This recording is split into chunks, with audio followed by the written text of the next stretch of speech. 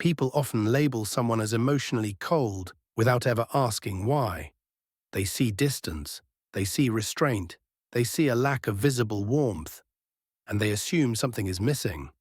But psychologically, emotional coldness is rarely about absence. It is usually about protection. Most emotionally cold people did not wake up one day and decide to stop feeling.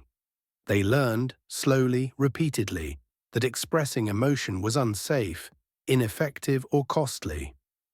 In many cases, emotional coldness forms after emotional exposure, without emotional safety, when vulnerability is met with dismissal, when openness is punished, when needs are minimized or ignored.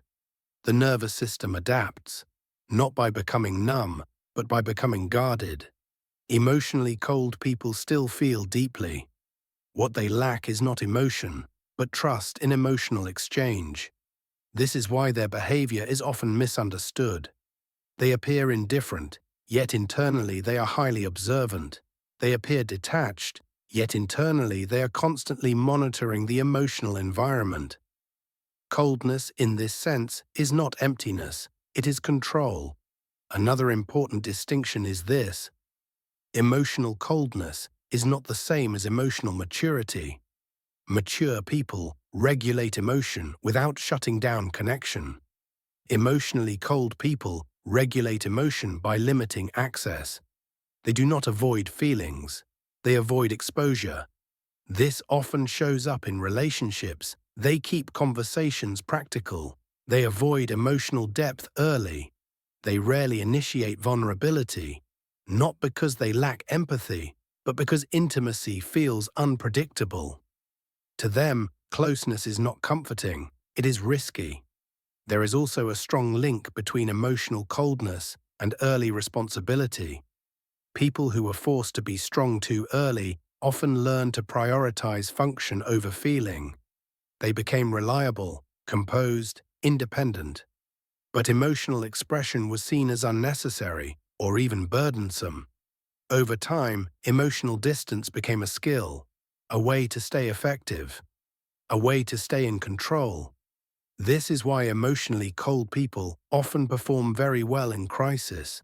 They stay calm, they think clearly, they act decisively. But once the crisis passes, they struggle to return to emotional openness. The system does not switch off easily.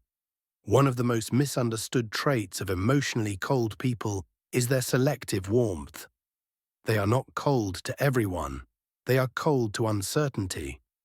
When trust is built slowly, consistently, and safely, their warmth appears in subtle ways, not through dramatic affection, but through presence, consistency, reliability.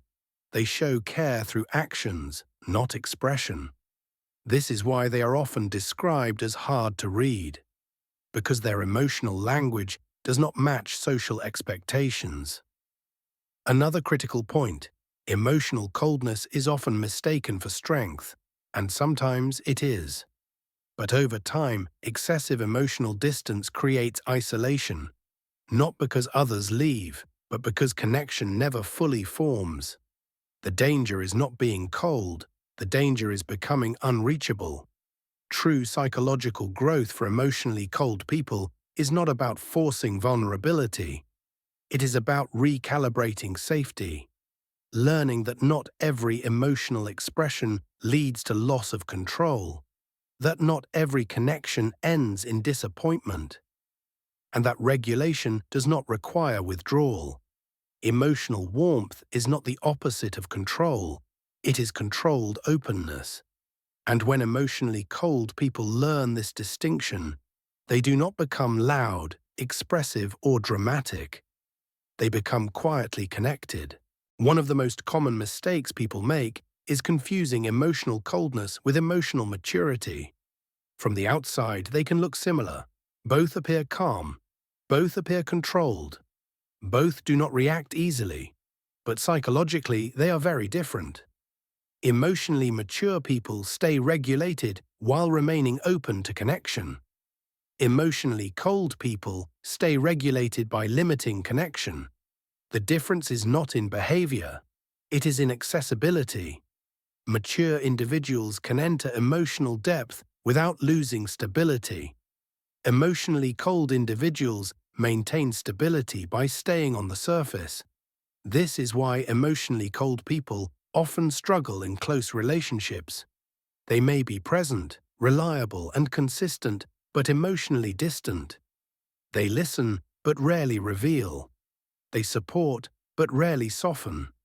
And over time, this creates an invisible wall, not because they do not care, but because emotional exposure still feels unsafe. Another subtle pattern is how emotionally cold people process conflict. They do not explode. They do not escalate. Instead, they withdraw. Silence replaces dialogue. Distance replaces resolution. This is not maturity. It is self-preservation. Mature people face discomfort without disappearing. Emotionally cold people survive discomfort by creating space. This strategy works in the short term, but over time it creates emotional disconnection, not dramatic breakups, not obvious conflict, just a slow erosion of intimacy. The most misunderstood part is that emotionally cold people are often highly sensitive. They feel deeply. They think deeply.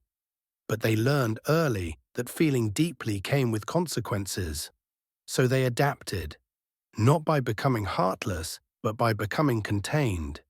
Growth for emotionally cold people does not mean becoming expressive or emotionally intense. It means relearning safety, learning that emotional presence does not automatically mean loss of control. That closeness can exist without chaos. That regulation does not require distance. When emotional coldness begins to soften, it does not look dramatic. It looks like staying in the conversation a few seconds longer. It looks like sharing one honest sentence instead of staying silent. It looks like allowing someone to see what usually stays hidden. Not everything, just enough. Emotional warmth in its healthiest form is not vulnerability without boundaries. It is selective openness. And when emotionally cold people reach this balance, they do not become louder. They become reachable. If this reflection resonated with you, you're welcome to stay a little longer. The inner observer is a quiet space for understanding the mind, without noise, without judgment. If you choose to return, we'll be here.